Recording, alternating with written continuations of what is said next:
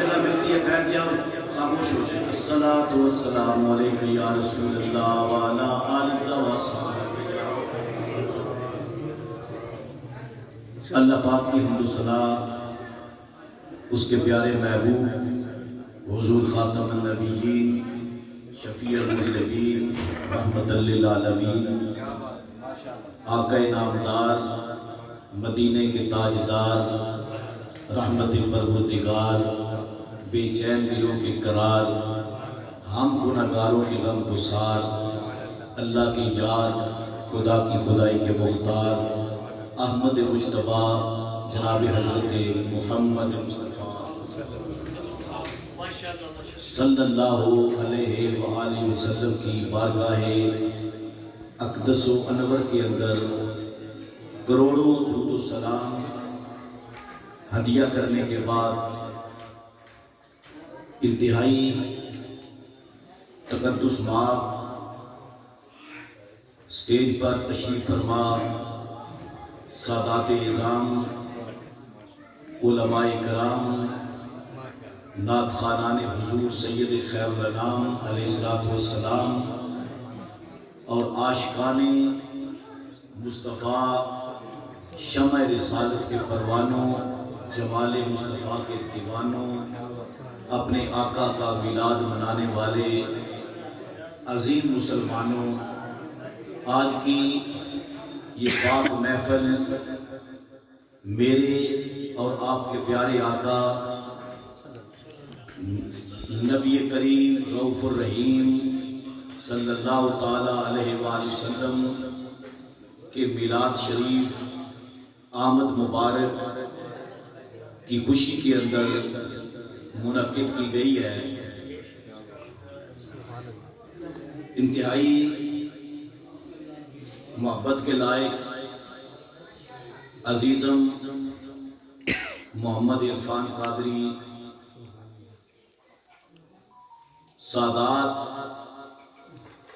سے بے پناہ محبت پورا گھر جس میں آپ تشریف فرما ہیں حضور کی آل سے وفا کرنے والے یہ لوگ ہیں اور آج اپنے گھر کے اندر حضور کا ذکر، حضور کے میلاد پاک کا ذکر، حضور کی آل اطہار کا ذکر، حضور کے اصحاب پاک کا ذکر، اولیاء کرام کا ذکر. اس ذکر کے ساتھ انہوں نے اپنے گھر کو سجایا ہے. اللہ پاک ان کے دونوں جہانوں کو شاد بھی کرے آباد بھی کرے. جہاں ذکر حبیب ہوتا ہے خود خدا بھی قریب ہوتا ہے. وہ کسی نے کہا تھا تیرے ذکر کی ہیں یہ برکتیں میرے بگڑے کام سنور گئے. تیرے ذکر کی ہیں یہ برکتیں میرے بگڑے کام سنور گئے. تیری یاد ہو جہاں دل نشین وہاں رحمتوں کا نزول ہے. تو فدا ہے حور و قصور پر مجھے ناز ہے ذکر رسول پر. تو فدا ہے حور و قصور پر. آپ کو نہیں پتا میں بغیر شعر کے بھی تقریر شروع کر دیتا، لیکن میں کہتا ہوں آپ کا تھوڑا سا موڈ بن جائے نا، جو پیچھے دیکھ رہے ہیں وہ پیچھے نہ دیکھیں، میری طرف دیکھیں متوجہ ہو جائیں. کیونکہ کہتے ہیں شعر حکمت کی بات ہوتی ہے، تو حکمت کی بات سے بندہ بات شروع کرے تو لوگ دھیان سے سنتے ہیں. میں نے شعر سے اس لیے آغاز کیا تو جو میری طرف تیرے ذکر کی ہیں یہ برکتیں میرے بگڑے کام سنور گئے. تیری یاد ہو جہاں دل نشین وہاں رحمتوں کا نزول ہے. تو فدا ہے حور و قصور پر مجھے ناز ہے ذکر رسول پر. تیری خلد کیسی ہے یہ تو بتا میری خلد کوئے رسول ہے. تیری خلد کیسی ہے یہ تو بتا میری خلد کوئے رسول ہے. ذکر ہے ان کا چمن چمن بچی ہے دھوم زمن زمن. ہر خار و گل پہ کرم کرم میرے دل ربا کی بات ہے. کبھی پڑھ کر دیکھ ورق ورق جو ادب سے اوپر کتاب کا اسی جانے جا کے ہے تذکرے اسی گل اعزار کی بات ہے حضرات ماشاءاللہ جی ماشاءاللہ اس ذکر کے ساتھ گھر سج گیا حضرت قبلہ پیر سید غلام عباس شاہ صاحب بخاری جناب قبلہ سید ملازم حسین شاہ صاحب اور گل سادات کے گل سرسب فیض درجت والا مرتبت پیر طریقت رابر شریعت مخدوم سادات فخر السادات حضرت صاحبزادہ پیر سید صفدر حسین شاہ صاحب بخاری دامت برکاتہ القدسیہ آپ کے فرزند ارجمن فخر السادات جناب صاحبزادہ سید پیر منیب حسن شاہ صاحب آپ سٹیج کی زینت ہیں ہم آپ شاہ صاحب نے بڑی خوبصورت نعت شریف پڑھی لطف آیا آج چونکہ میلاد شریف کی بات ہے مجھ سے پہلے علماء کرام کی گفتگو آپ نے سنی یہ فیضان ہے سادات کا جو سٹیج پر آپ ایسے علماء کی اتنی خوبصورت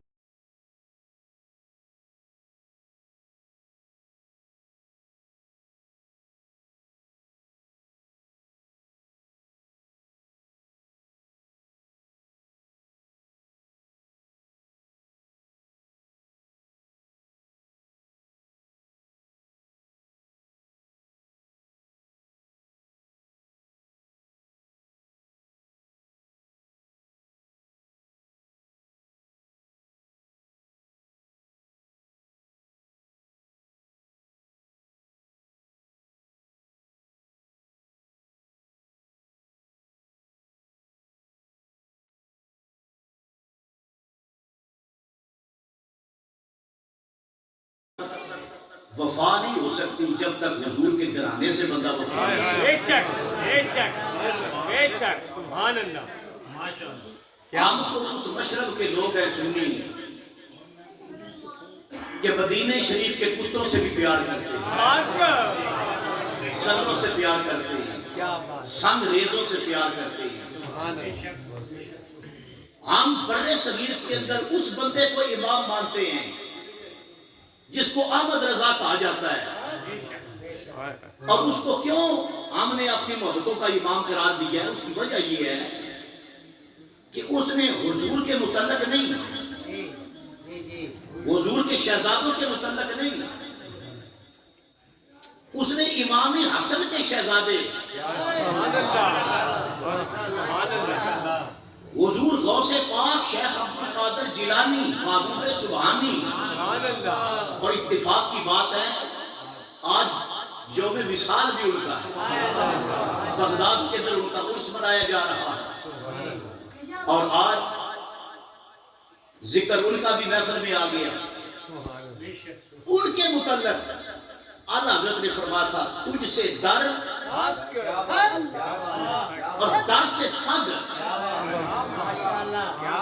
بعض بندے سمجھتے ہیں یہ شعر لات ہے لات کا نہیں یہ منقبت کا شعر ہے منقبت بھی غوث پاک کی ان کے بارے میں اعلیٰ حضرت فرماتے ہیں تجھ سے در در سے صد صد سے ہے مجھ کو نسبت میری گردن میں بھی رہے دور کا ڈورا تیرا جو امام حسن کے شہزادے آگے ان کے شہزادے آگے ان کے شہزادے آگے ان کے شہزادے ان کو مخاطب جب کریں تو وہ کہتے ہیں تجھ سے در در سے صد صد سے ہے تو ہم حضور کی آن سے پھر کتنے وفا کرتے ہیں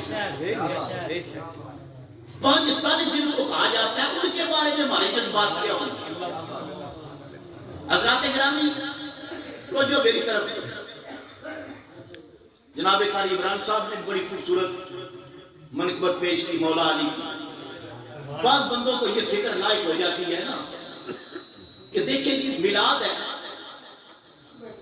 اور مولا علی کی بات ہو رہی ہے امام حسین کی منقبت پڑھی جا رہی ہے. میں کہتا ہوں میلاد کس کو کہتے ہیں؟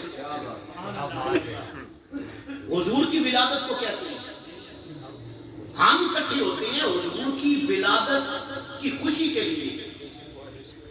کسی کے گھر بچہ پیدا ہو تو جب مبارک دینے کی باری آئے لوگ اس گھر کا دروازہ کھٹکھٹا کے مبارک دیتے ہیں. ماشاءاللہ. ہمسایوں کو مبارکباد کو نہیں دی جاتی, مبارکباد اس گھر کو دی جاتی ہے, ان کے افراد کو دی جاتی ہے.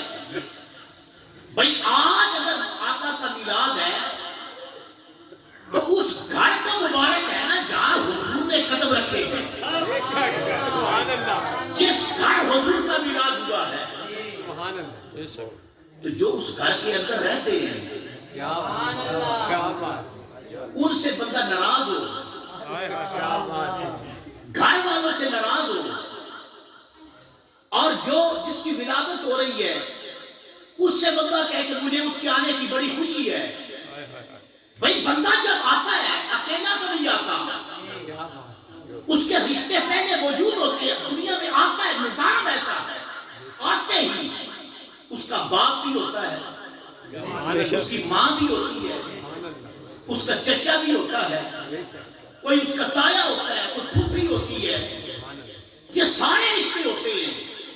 تو بندہ جب اس کی خوشی کرے نا تو مبارک پورے گھر والوں کو دیتا ہے.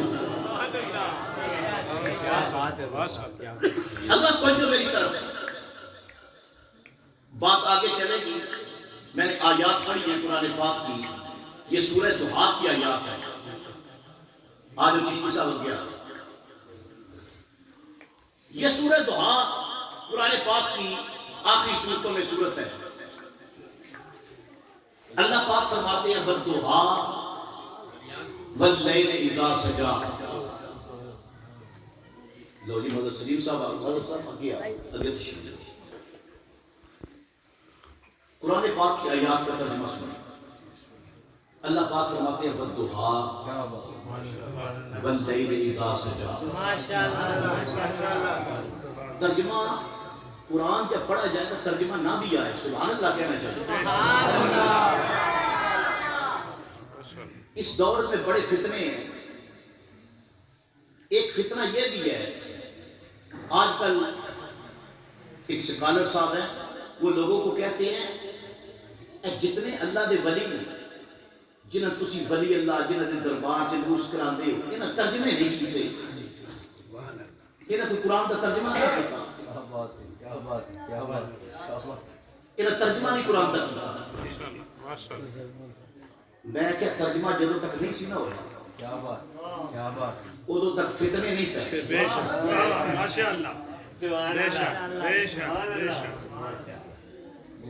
بھائی حضرت معین الدین اجمیری پر اعتراض کیا کہ قرآن کا ترجمہ نہیں کیا, بابا فرید نے ترجمہ نہیں کیا, بختیار کاکی نے ترجمہ نہیں کیا, ان بزرگوں نے ترجمے کیوں نہیں کیے. میں نے کہا اچھا یہ بتاؤ ترجمہ اگر اتنا ضروری ہوتا نا تو اللہ قرآن نازل نہ کرتا, ترجمہ ہی نازل کرتا. ہر علاقے میں اس زبان میں قرآن آ جاتا. اس کا مطلب یہ نہیں کہ ترجمہ سیکھنا نہیں چاہیے, پڑھنا نہیں چاہیے. میں جو بات کر رہا ہوں نا وہ ذرا دھیان سے سنیے گا.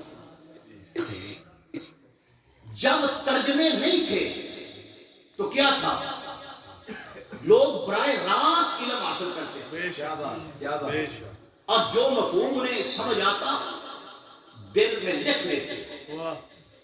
لوگوں کے پاس علم تھوڑا ہوتا لیکن جتنا ہوتا نا اس پر عمل کرتے تھے.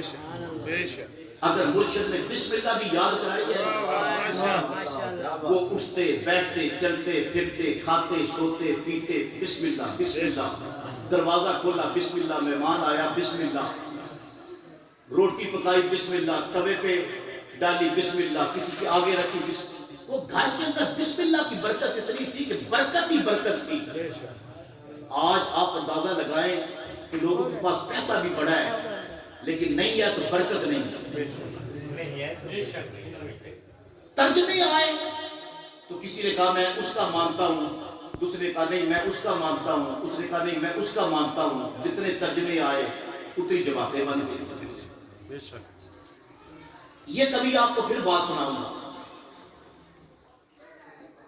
بتانا یہ چاہتا ہوں قرآن جب پڑھا جائے نا تو قرآن سے دل کا ایسا رشتہ جوڑو کہ جب قرآن کی کوئی آیت پڑھے تو زبان سے بے ساختہ نکلے سبحان اللہ. ماشاء اللہ. قرآن خود بندے کو ہدایت دے دیتا ہے. وَالضُّحَىٰ وَاللَّيْلِ إِذَا سَجَىٰ مَا وَدَّعَكَ رَبُّكَ وَمَا قَلَىٰ وَلَلْآخِرَةُ خَيْرٌ لَكَ مِنَ الْأُولَىٰ وَلَسَوْفَ يُعْطِيكَ رَبُّكَ فَتَرْضَىٰ أَلَمْ يَجِدْكَ يَتِيمًا فَآوَىٰ وَوَجَدَكَ ضَالًّا فَهَدَىٰ وَوَجَدَكَ عَائِلًا فَأَغْنَىٰ فَأَمَّا الْيَتِيمَ فَلَا تَقْهَرْ وَأَمَّا السَّائِلَ فَلَا تَنْهَرْ وَأَمَّا بِنِعْمَةِ رَبِّكَ فَحَدِّثْ. بڑی بڑی نعتیں آپ نے سنی ہوگی لیکن اس جیسی نعت آپ کو کہیں نظر نہیں آئے گی. اس لیے یہ وہ نعت ہے جو رب نے خود معبود کو بیان کیا. والضحیٰ فرما معبود مجھے دعا کی قسم ہے. واللیل لیل کی قسم ہے. اذا سجا جب اس کا اندھیرا چھا جائے. ما ودعک ربک وما قلی تیرے رب نے تجھے چھوڑا نہیں ہے نہ ہی تجھے دور کیا ہے. وَلَلْآخِرَةُ خَيْرٌ لَكَ مِنَ الْأُولَىٰ معبود لوگ باتیں کرتے رہیں گے لیکن تیری ہار آنے والی گھڑی پہلی گھڑی سے بہتر ہوگی. وَلَلْآخِرَةُ خَيْرٌ لَكَ مِنَ الْأُولَىٰ وَلَسَوْفَ يُعْطِيكَ رَبُّكَ فَتَرْضَىٰ تیرا رب تجھے اتنا دے گا اتنا دے گا اتنا دے گا معبود تو راضی ہو جائے.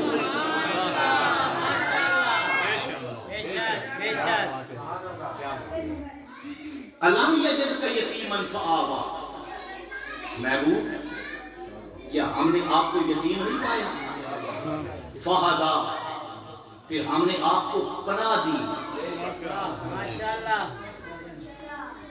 محبوب آپ یتیم تھے اور یتیم بھی کامل یتیم تھے اور ہم نے آپ کو پناہ دی. حضرات توجہ آگے زیادہ چلیں گے تو موضوع پھیل جائے گا. آپ نے توجہ کرنی ہے. والضحیٰ رب نے دعا کی قسم اٹھائی.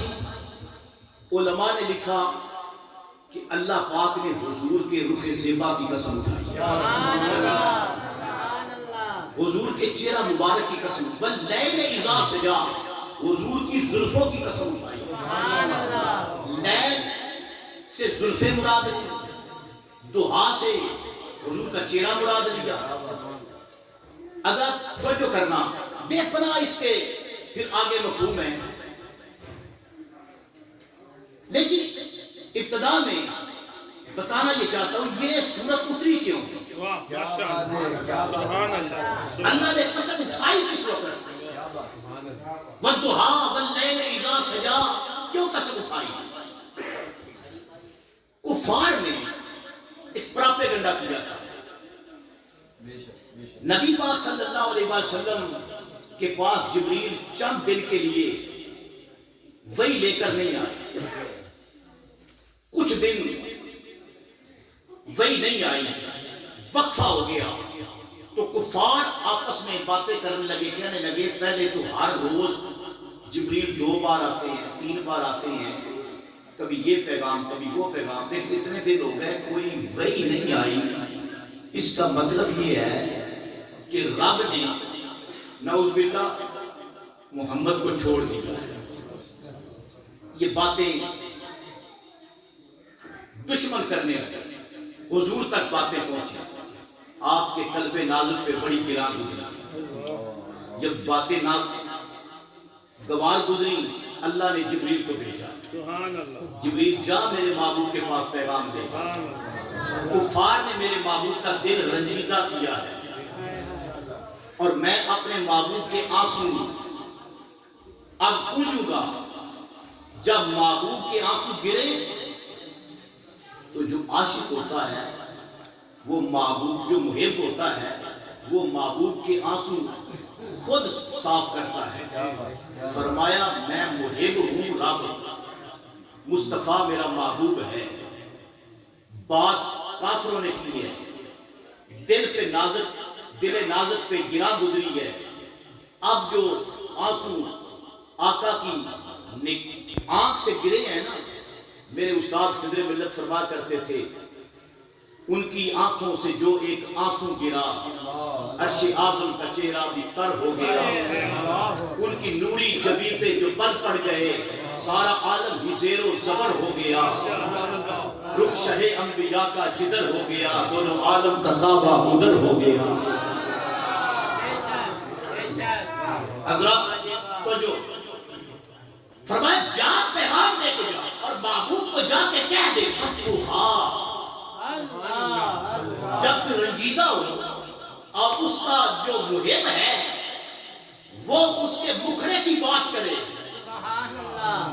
وہ اس کے رخ زیبا کی بات کرے، اس کی زلفوں کی بات کرے، تو پھر دل پر کتنی تسلی اور سکینت نازل ہوتی ہے. فرمایا جبریل جا. اور حالت کیا تھی مرزا صاحب؟ 1.25 نبی، 1.25 نبیوں کے پاس جبریل پیغام لے کے آتے ہیں، وہی لے کر آتے ہیں. احکام کبھی نہیں گئے اور تاریخ انبیاء کی پڑھ کر دیکھ لیں. 1.25 نبیوں کے پاس کسی کے پاس جبریل ایک بار آئے وہی لے کر، کسی کے پاس 3 مرتبہ آئے، کسی نبی کے پاس 5 مرتبہ آئے، کسی نبی کے پاس 7 مرتبہ آئے، کسی کے پاس 11، کسی کے پاس 17، کسی کے پاس 21، کسی کے پاس 29، کسی کے پاس 40. لیکن میرے آقا کی جب باری آئی حضور کے پاس حضرت جبریل 24,000 مرتبہ آئے. اب ڈھیلے ہو کے نہ بیٹھے، ذرا زور سے بولو سبحان اللہ. 24,000 مرتبہ. حضرات میں حضور کی محفل کے اندر یہ اعلان کر رہا ہوں، حضرت جبریل امین حضور کی بارگاہ کے اندر 24,000 مرتبہ. شاید آپ نے غور نہیں کیا جبریل آتے کہاں سے؟ 7 آسمان، پہلا، دوسرا، تیسرا، چوتھا، 5واں، چھٹا، 7واں. 7 آسمانوں سے اوپر ہے سدرہ. سدرہ سے اوپر اللہ کی عرش کے نیچے حضرت جبریل امین کی تکیہ گاہ ہے، وہاں ان کا ٹھکانہ ہے، وہاں سے پیغام لے کے آتی ہے. علماء سے پوچھیں، کہتے ہیں زمین سے پہلے آسمان تک کا فاصلہ 500 نوری سال، پھر پہلے آسمان سے دوسرے آسمان کا 500 نوری سال، تیسری آسمان کا اتنا ہی فاصلہ 500 نوری سال. اتنی مسافت بنتی ہے اور جبریل وہاں سے سفر اتنا طے کر کے حضور کے پاس آئے ہیں 24,000 مرتبہ. اور ابھی بھی آپ کو پورا اندازہ نہیں ہوا، اندازہ ہوتا تو آپ پورا ڈھیلا کر بولتے ہیں. اب ذرا سنیے، پہلے نبیوں کی تاریخ پڑھے، ان کی عمریں کتنی ہیں؟ بھائی 950 سال تو حضرت نوح علیہ السلام کا زمانہ تبلیغ ہے. 1000 سال عمر حضرت آدم علیہ السلام کی، کسی کی 300 سال، کسی کی 500 سال، کسی کے پاس 500 سال میں آئے، کسی کے ساتھ 950 سال میں آئے. لیکن حضور کی عمر مبارک ٹوٹل عمر مبارک ہے 63 برس. 63 برس. ان میں وہی کا زمانہ کتنا ہے؟ 23 سال. اب 23 سالہ کے اندر جبریل آ رہے ہیں 24,000 مرتبہ. اب آپ 23 سالوں کے اندر 24,000 کو تقسیم کر کے دیکھیں اور پھر مسافت بھی دیکھیں. آپ خود حیران سالوں کے اندر جبریل 24,000 مرتبہ آیا ہے تو پھر جبریل کو کہیں جبریل ٹکا تو نہیں ہوگا، جاتا ہوگا، آتا ہوگا، جاتا ہوگا، آتا ہوگا، جا رہا ہے، آ رہا ہے۔ کیا بات ہے، کیا بات ہے، سبحان اللہ۔ اور اسی بات کو حسن رضا بریلوی نے بڑے خوبصورت لفظوں میں بیان کیا۔ کیا بات ہے، وہ کہتے ہیں بے لقائے، یہ لقاء جو لفظ ہے اس کا معنی ہے ملاقات، زیارت۔ بے لقائے یار ان کو، بے لقائے یار ان کو چین آ جاتا اگر، بے لقائے یار ان کو چین آ جاتا اگر، بار بار آتے نہ یوں جبریل سدرا چھوڑ کر، بار بار آتے نہ یوں، بار بار آتے نہ یوں، بار بار آتے نہ یوں۔ پوری توجہ کے ساتھ بات سنیں، 23 سال ہیں، 23 سالوں کے اندر 24,000 مرتبہ جبریل آ جا رہے ہیں، جاتے